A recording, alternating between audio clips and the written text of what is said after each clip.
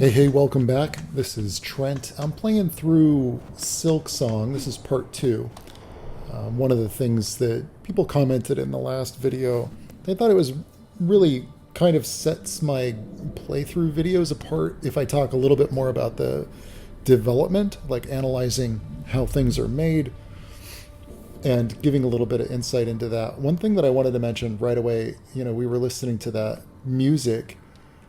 And I gotta say, it's really difficult when you're a game director to get the kind of music that you want.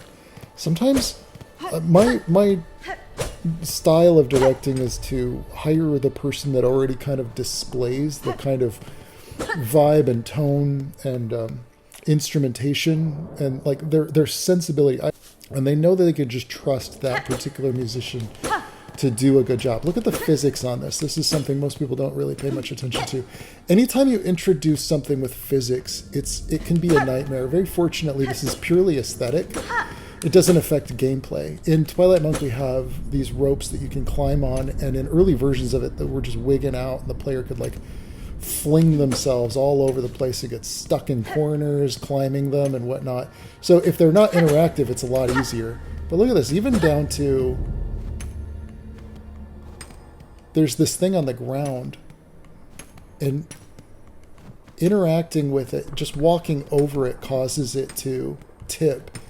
This kind of this is part of what I think a lot of indie developers just don't have the extra amount of time to be able to do that sort of a thing. And that's I want to be careful when I say these things. It's I'm not making excuses for indie game devs, and I'm also not saying they should. I'm merely analyzing what really kind of sets the Hollow Knight games apart in terms of its technique and the time that people don't even realize is put into it. Look at this subtle camera transition. So what it is, there's an invisible line right here. An invisible box. When you're inside of that box, the camera moves to different bounds. And that's important because they wanted you to see the lava there. Look, you can't really see the lava here, you just see the glow of it. And it looks like they did their water similarly to how we did, it's not water, it's lava, but it kind of seems like they did that the same way that we did it in Twilight Monk, which is that it's actually a plane. Yeah, because it's not multiple planes the way that the environment is flat planes. That's actually has depth. It's there's a platform of sorts where they're moving. Or is it? No, it's not. They literally have cutouts. And what I mean by that is layers of two-dimensional planes. That's interesting. Scrolling textures. And then, of course, you have your fog and you have your blur layer behind that. I recently fired up Hollow Knight 1 just to compare and contrast, and the level of detail that they put into this is far superior, and that's probably because the developers could put more time into the development. Not the development, but they already had the core systems from Hollow Knight 1 in place that they could carry over. I'm having some minor technical issues. Hopefully it doesn't glitch out on me. But yeah, there's when you've got your so much under the hood already worked out, they've already got their core systems in place, collecting coins, or what the monetary system is. They have the sort of backdrop for the shops, and it's a matter of reskinning. This is really a reskin of a lot of stuff.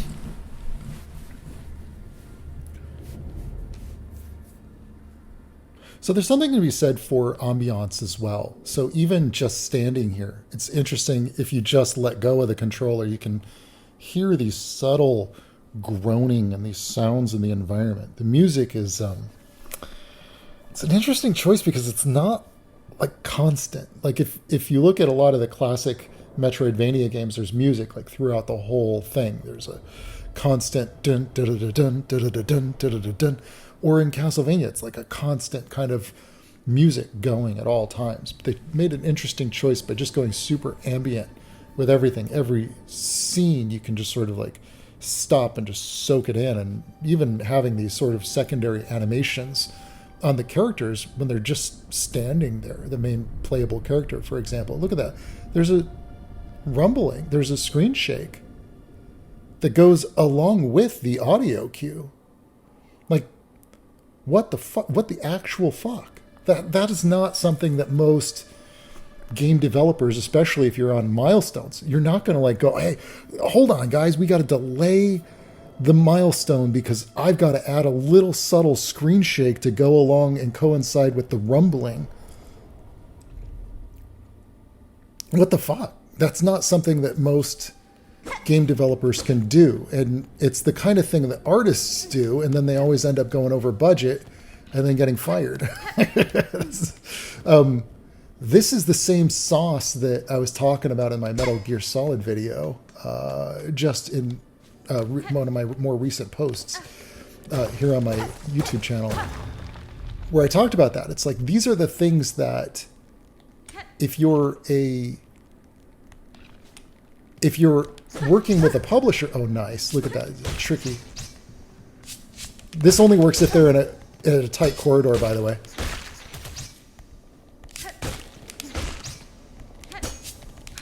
Interesting, they have a knockback. Some enemies just don't.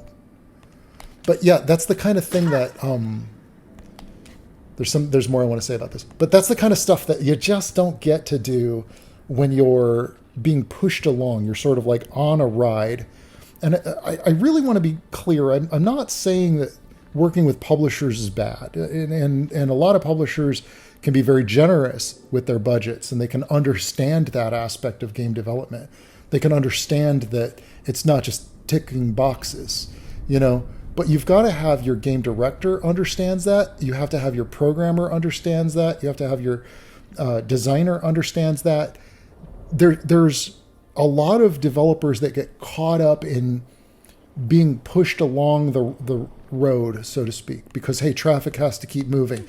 We've got to release this game by a certain date because we have stockholders to answer to, and fiduciary responsibilities, which they're required to do by law, by the way. Publishers are required by law to try to optimize their profits. Their investors can sue them if they don't, so they have to push their developers. But if you try to do something like Hollow Knight on a 2-year development cycle with a limited budget, it just can't be done. You can't even outsource that. You can't just like have another team, an external team that's going in and going, hey, we're going to add all the bells and whistles that make the game, you know, that extra level of polish.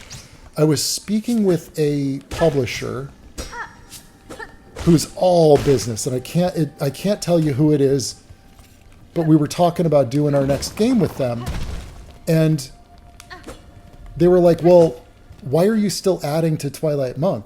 Why wasn't it like complete when you released it? And I'm like, no, it is complete. It's just that now, because we had a limited budget during the development, and now we're able to go in and add all the bells and whistles. So we get to add all the special stuff, all this stuff like, you know, when the player's just standing there, they do a little idle, or, you know, all the things that I've just been kind of talking about that make something like this really special.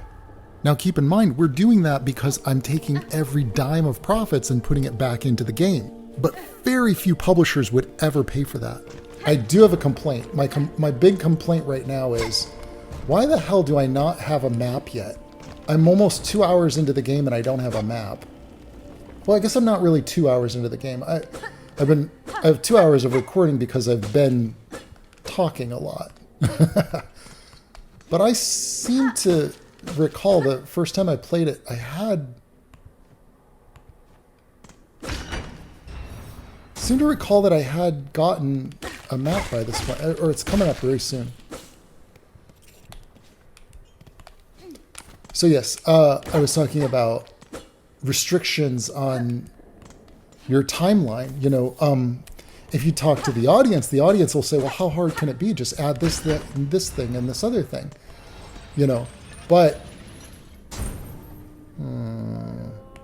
let's see if we can look down. Oh. I don't think I wanted to go down. Oh, yeah, okay, yeah, there's this singing lady. Yeah, I think she has the map. This is neat. Another extra... Why add that? It's funny, they look like Penny from Twilight Monk.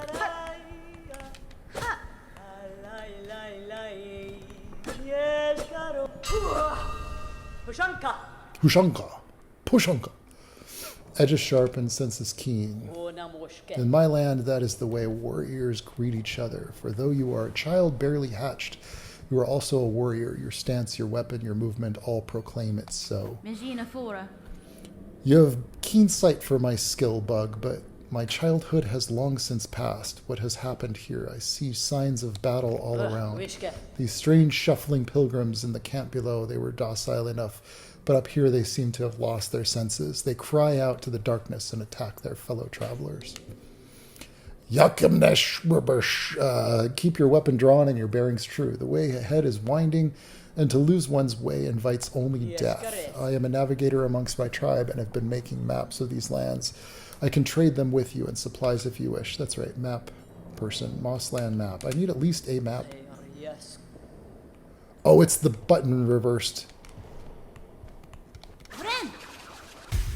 Confirmation button is different. By the way, that's a huge pain in the butt that most people don't even know about. And I don't have enough beads. Something that most people don't even know about or think about is that the confirm button is swapped on a Nintendo Switch because Japan, X means no. In the West, X marks the spot. We don't even think about these things. But that really screws with things if you're a game developer, and it's not so simple as to just go, oh, I want to remap my controls. It's something that caused a lot of headache in development. Oh, I'm just brute forcing it now. Because let's say you have the B button pre-designated as the button to close windows or close a menu. Well, then that screws it up if you also have that as the confirm button. By the way, smart enemy design because it forces movement. You want to make sure that your enemies can't be just like, the player doesn't just walk up to your enemies and start smashing the attack button. Enemies need to dive at you. They need to push the player into corners. They need to throw objects in inconvenient places, forcing the player to strategically maneuver around them or utilize their own abilities to get past them. It's amazing that Team Cherry had enough time to do that. They really spent a lot on every enemy. Oh, how did he do that? That's crazy AI. That it calculated the distance. It would have to scan the location and go, okay, yeah, there's a thing back there. I better jump a little further.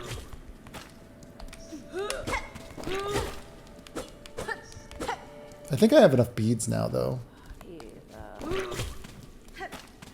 And it's also calculating the target box down here. Did you see that?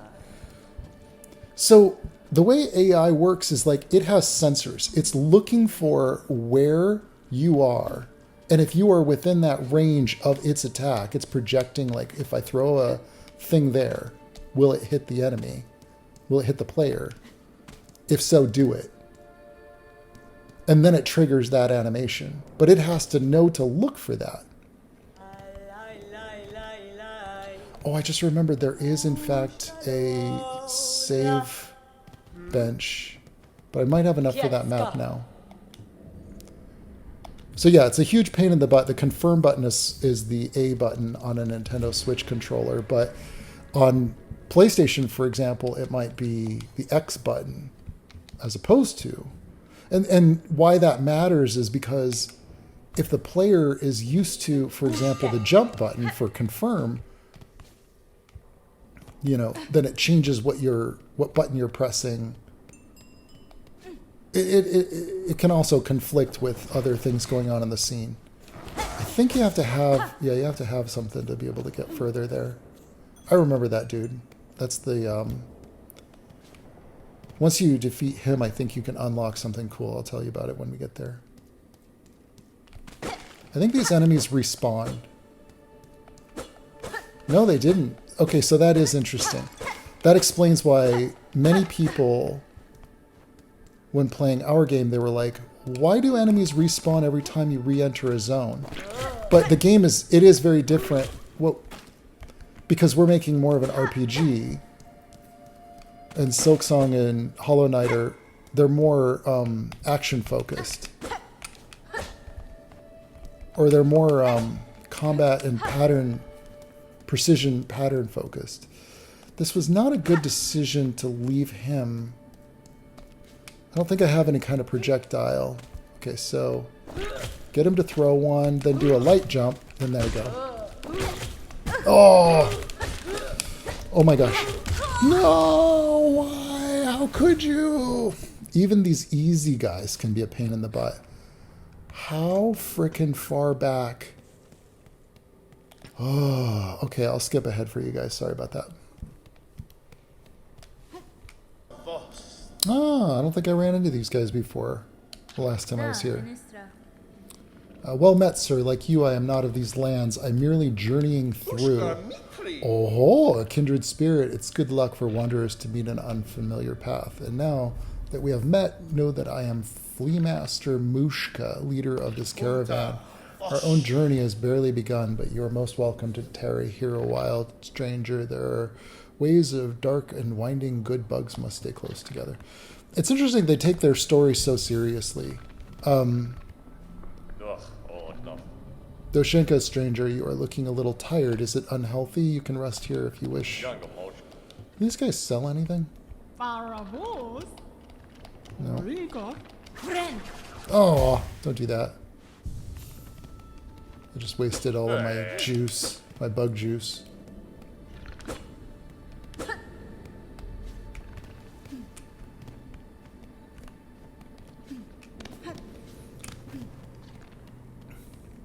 All right, so I talked about this before, but there's an important reason why these guys are on opposite sides like that, because there's the squeeze.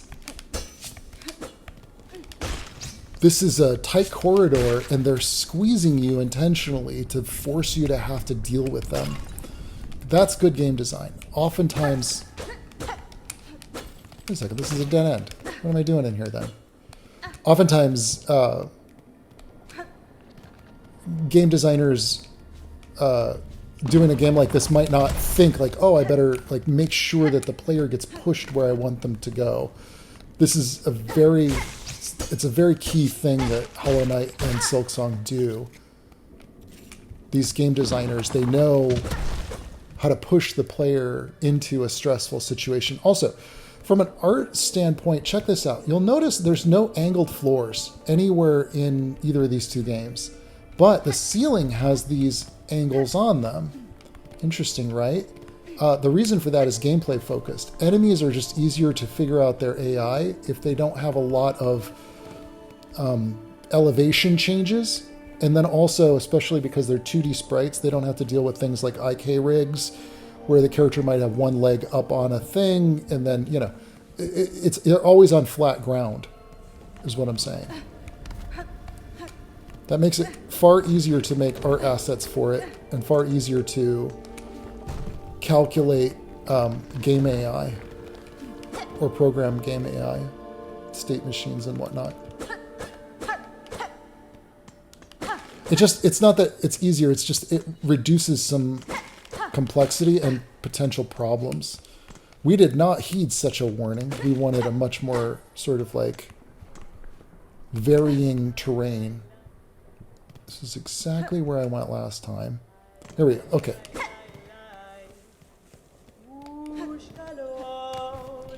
I think, if I recall, the way...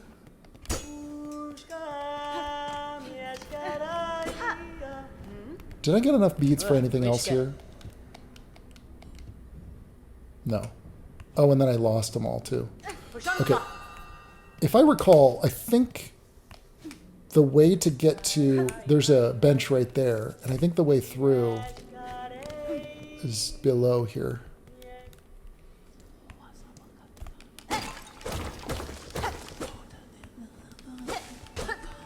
Moss home. Oh, you jerk.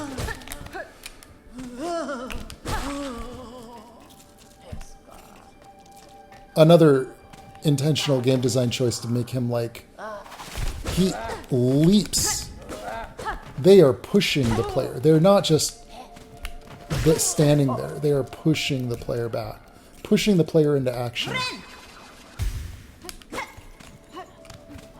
Which forces a sort of a strategy with them.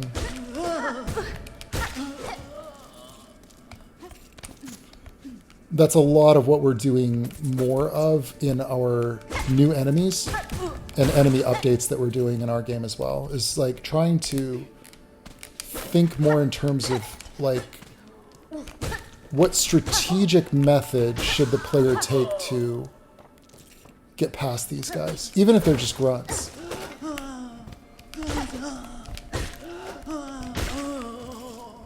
That's pretty aggressive.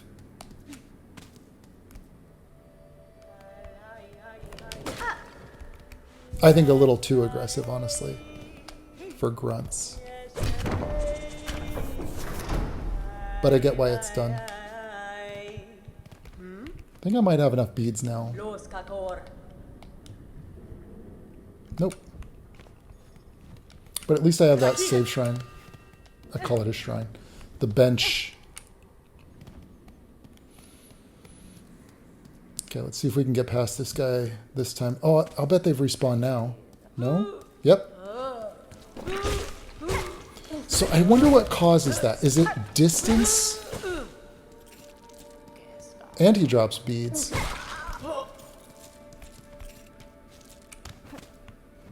Now I have 50. That is probably enough. Ah!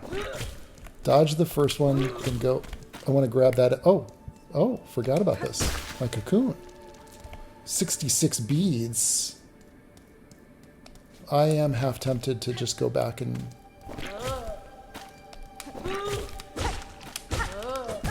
Oh no! Oh! I thought he was... I was so sure he was going to jump back like he did the last time.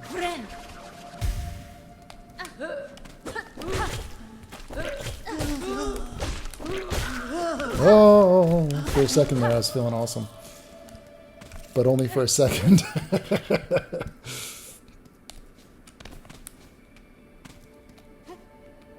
It is absolutely a joy, by the way, making environments that are all like hand-drawn in a 3D space. It's an absolute pleasure. That was one of my favorite things about those couple of years that I was working on my own platformer. I mean, I still kind of do a lot of it, though. And I'm working on something new that's probably like more artsy, more atmospheric. That's all I can say.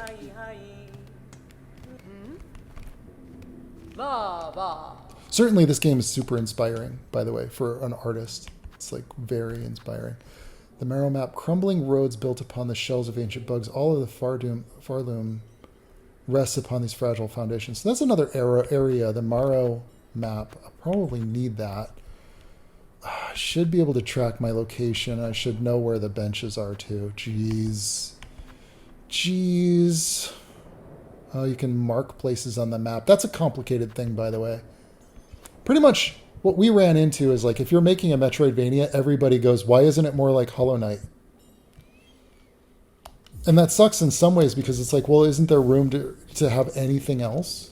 Like, shouldn't we be trying to do things differently? Does every game need to be like Elden Ring or Dark Souls? I don't think so. I think that we should be kind of allowing for that room for other things. But I get why, if you've got sort of a game that sets all the expectations, it's sort of like, you know, when I'm playing a stealth game, like Ghost Recon, I'm like, wow, like I want them to do it more the way that Metal Gear did it. This one's a tough combo with these two. because there's one that did it so well that I loved that and I just want more of that. But you can't expect every developer to just copy the one that did it the best, you know, like we went through a lot of that. I guess every few years we go through that. For a while, everybody just wanted every MMO to be like World of Warcraft. And it's awesome when you're on, like I worked on World of Warcraft, you know, and it was awesome to have everybody just kind of following in our footsteps, you know, but it kept us on our toes. We had to keep trying to innovate, you know, but it's not good for the industry because then you end up with games that are quite excellent that just don't get noticed because they're not doing things the way that the more popular or more famous best-selling game did it. And then that's how you get stagnation and lack of innovation. So I'm kind of against that. But I also stubbornly, I can't just go, yeah, you guys are wrong. It's like, you know, certainly this game did a lot of things right. So, oh, you get up there. It's a good mystery. The glowing makes you sure that there's something there. Smart, man.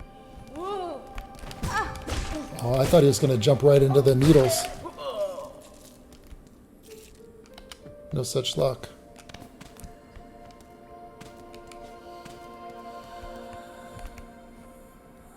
Weaver of Farloom by grace you're awarded by thread you healed for your favor eternal we offer our song. See the subtle ambient music going on here?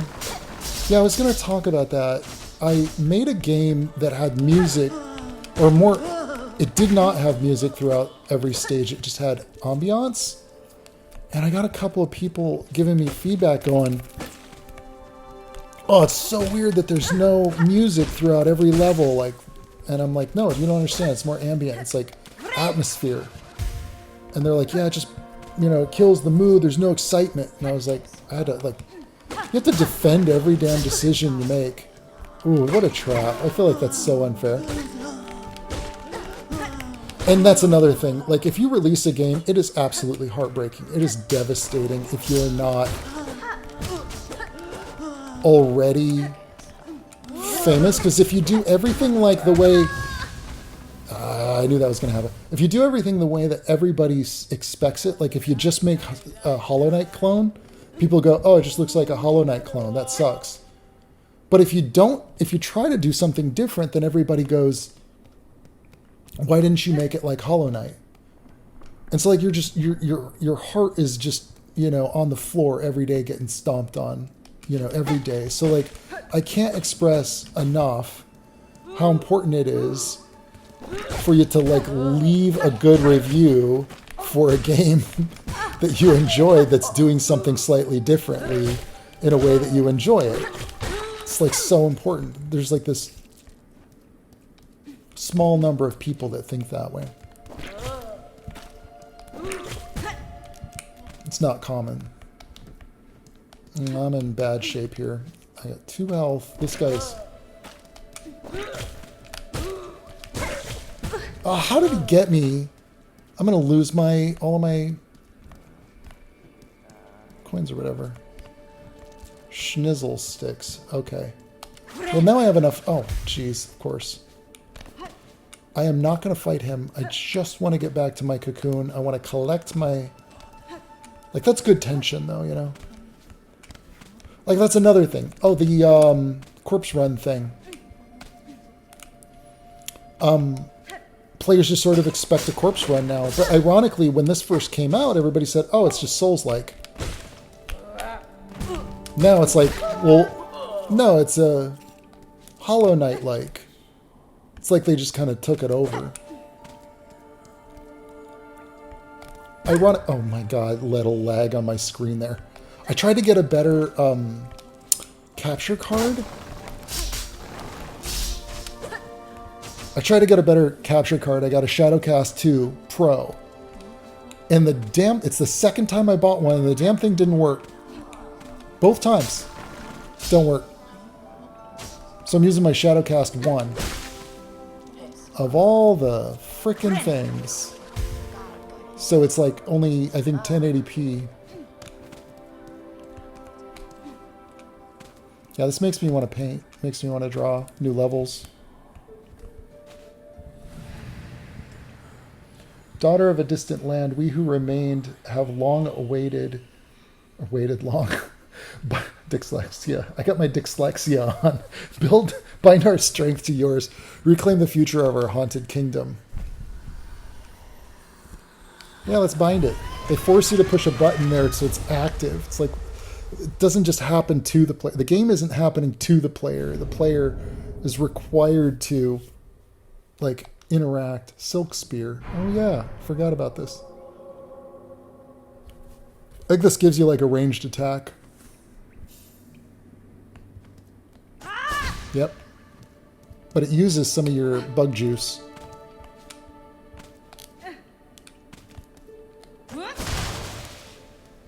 Nice. They give you... Okay, so key thing to recognize here. And I'm shocked that they don't force you to use it before you move on. Like, normally with Metroidvanias, good game design would require... They do a lot of things great, by the way. This is something that I'm like, why do they do that? Why the fuck did they do that? Good game design generally, like, forces you to use the new ability you just got before you can really leave the room. This just goes, yeah, you can, or you don't have to. It's fine.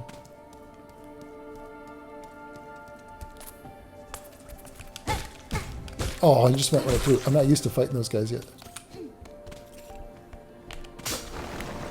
Oh, come on. Oh, this is that room that I couldn't figure out how to get to. Frayed rosary string. Oh, that's cool. Very interactive.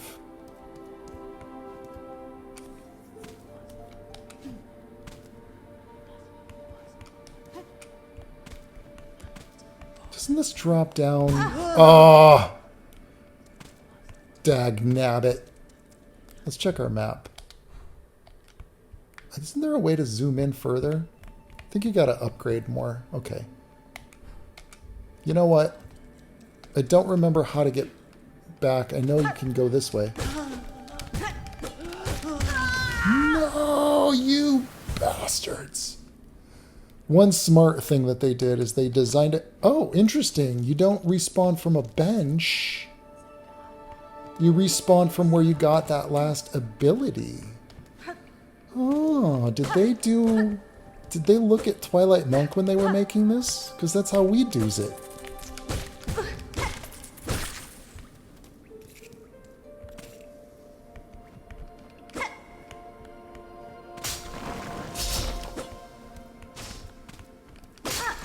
And you keep all the progress. That's pretty smart. You have to design it from the start to do that. Otherwise, you end up with a lot of soft locks, by the way. Soft locks would be like where...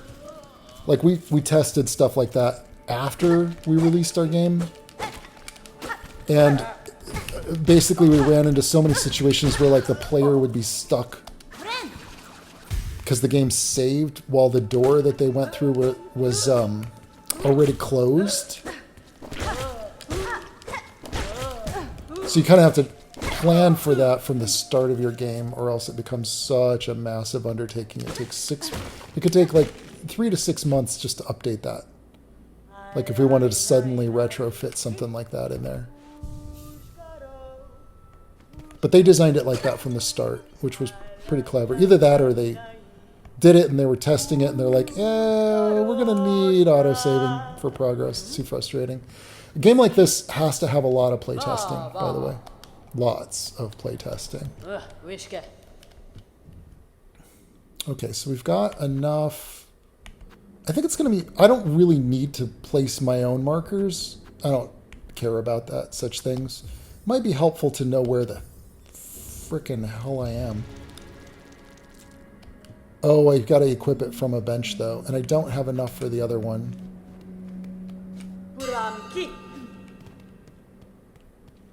Let's go and equip some stuff.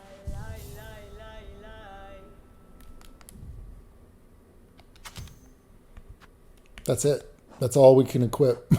Let's see.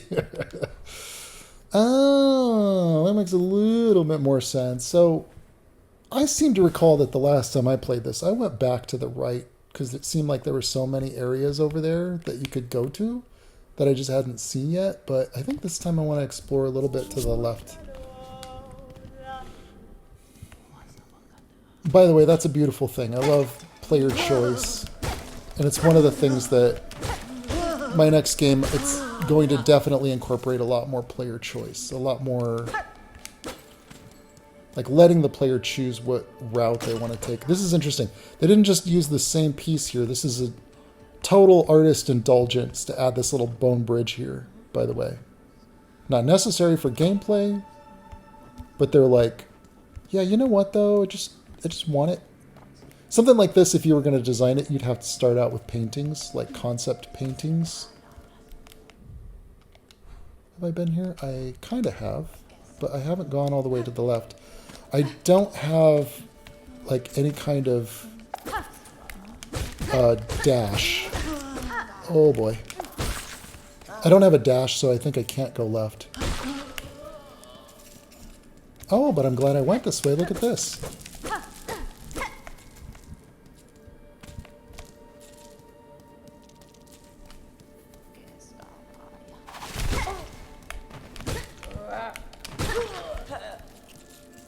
Nice.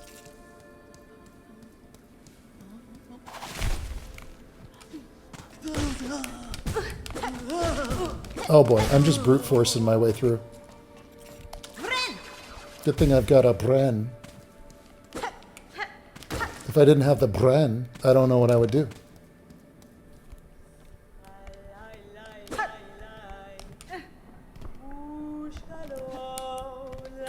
I think I can afford another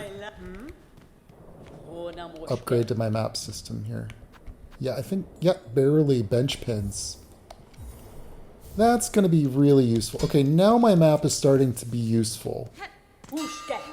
Booshke.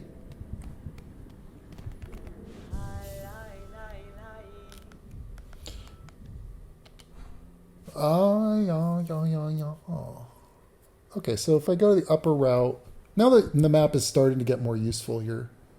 Oh, you know what? Do not go forward. Do not pass go. You've got to go and fight the bell worm or whatever it's called. Is this guy totally optional? I guess he is.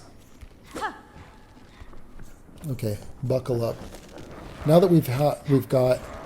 Oh, I've got to build up my bug juice first to be able to use that dart thing. All right, let's build up some bug juice. Wait a second. My bug juice was building up just from slashing through this thing? Yeah.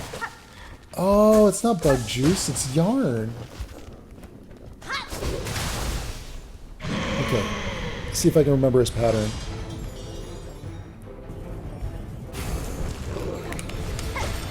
Alrighty.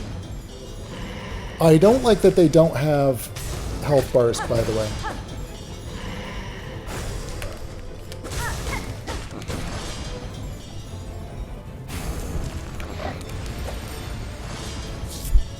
So he slowly gets faster, by the way. He does the same pattern, but he slowly gets faster.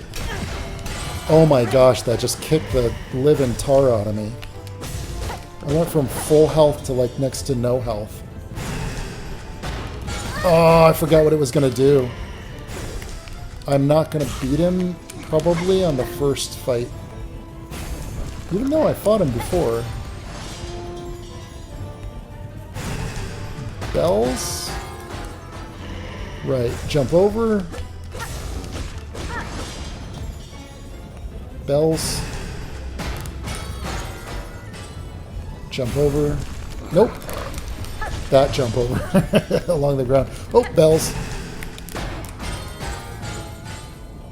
And jump over. Nope. Run along the ground. Okay. Almost have enough for a heal. Bells. Nope. Falling bells. Oh, come on, man. So it telegraphs, but it telegraphs where they're going to land, but it's very slow.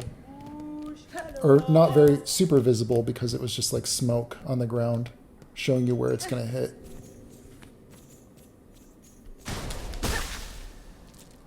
I'm glad you don't have to fight a shadow version of yourself again.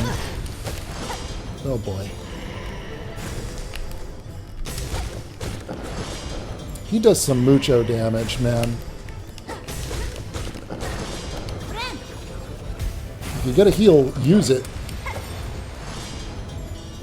This is what I'm saying. I don't think I'm going to be able to beat this game.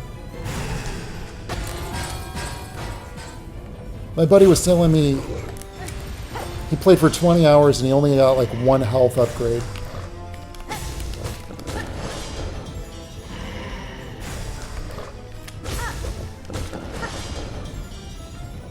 Bells.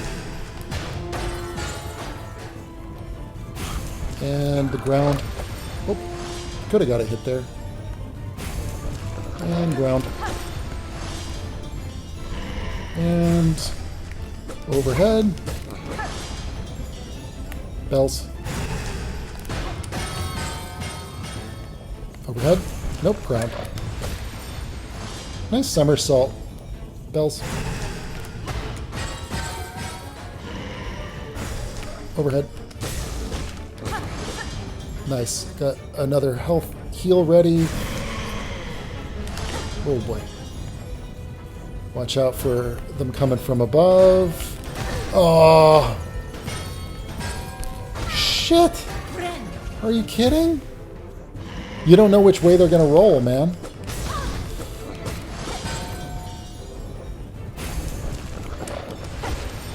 I'm toast, man. I don't know if I'll be able to beat this guy. And then this one now, it drops like a 3rd bell. How in the heck?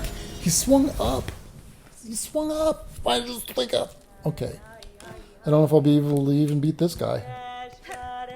You kidding me? You kidding me, bro? I'm not a pro gamer.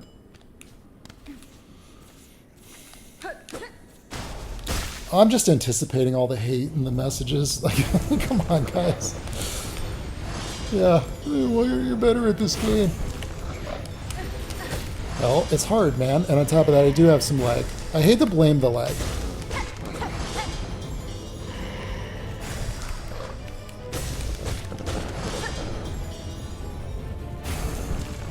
Ground.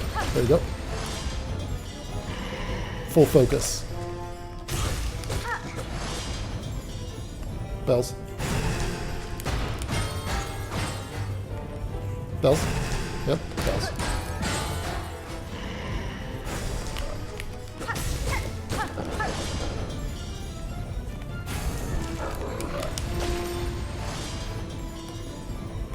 Bells. Ah, shizzles.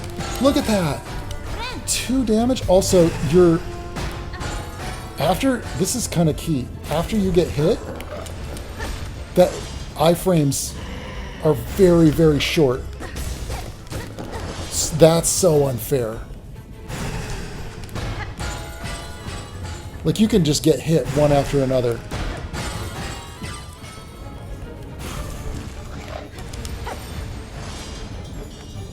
Bells. He's not even in his 2nd phase yet. Bells. Nope.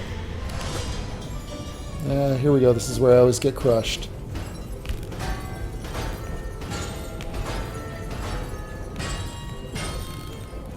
Oh, I made it. 3rd bell.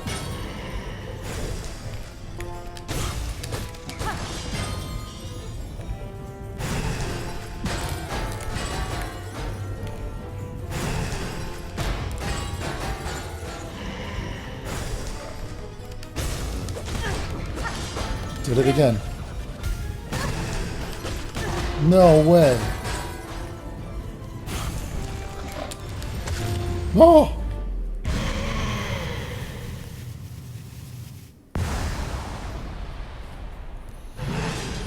Oh. Satisfying. That's a pain in the butt, but man, that's pretty satisfying.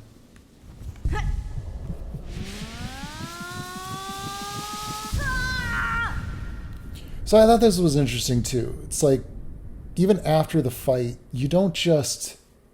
Like, this is a whole new load. It has to load up a different level. You're sort of like in this otherworldly... Like, inside of your own spirit, like your silken heart. This had to have been a difficult decision for them to choose to do, because it disrupts gameplay flow. You just got that thing, but you have to go through some little puzzle to get it again. That's a difficult design decision to make, because it's very bold. Come, child, witness our waking.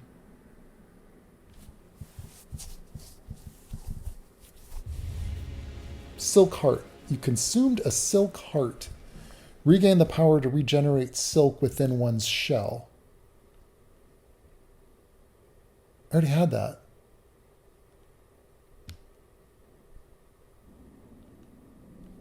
How does that...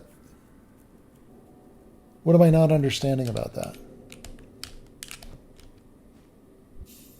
Is that just like a slow regaining silk? Does it say in your inventory what it is?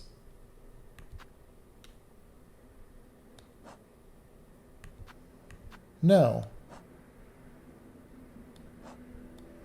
It doesn't even really tell you what you got.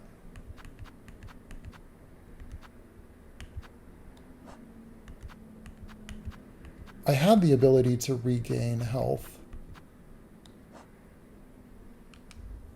So I got nothing. If I got something, then I would say that's a criticism on game design, because it's not clear what you got.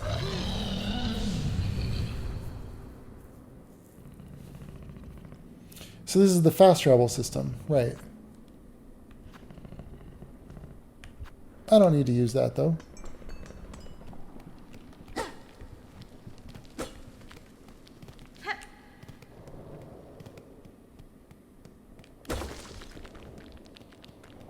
Yeah, I would say they should have been a little more clear about that. What the heck did I get?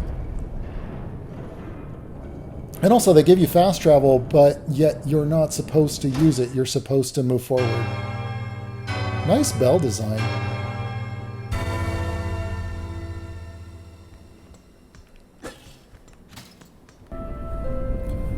I'm going to say that's like probably a good spot to kind of cap this episode. Things that really stood out to me about the Bell Beast. One, I think bosses should have like a health bar. You should know how close you were. That actually adds to the tension too. That's my personal taste. Some people may disagree with my opinions, but I feel like it's just good feedback for the player to know how far have they worn them down. The second thing I'd say is the patterns, really good. You notice that when he was jumping out of the ground, it was always like the player can't just go to the edges of the screen. So like the game design sort of forces you to move between the center of the screen and the outsides of the screen. That's some advanced shit. Like that's some advanced thinking. The game designers, like they knew the player's going to sort of find refuge over here, like ducking out of the way, you know?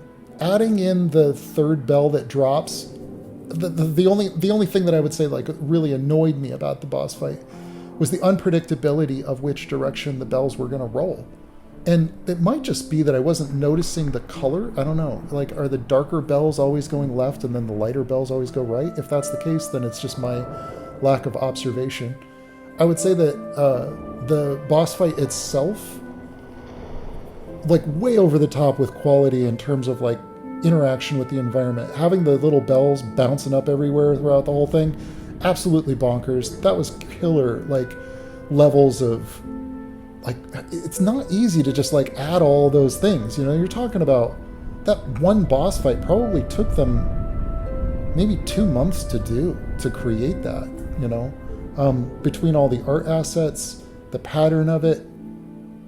Like, wow, like that's just really neat that they were able to do that. The other thing that I would say is the design of it. They added a lot more detail to their bosses and their monsters in this one over their last game. I have no concept of like where the heck they could possibly go after this. I don't know if they're going to make another Hollow Knight game or not, but man, like, how do you top that? You can even see it in this screen, by the way, the level of detail in the environment. Like, they really pushed it. They really went like a lot further with their detailing of things. With that particular boss fight, I thought it was weird how afterwards you can expand. I think it's a piece of your silken heart, possibly, and that you're in some way like working towards expanding your health. I thought it was weird. You just don't really know what the heck you even got.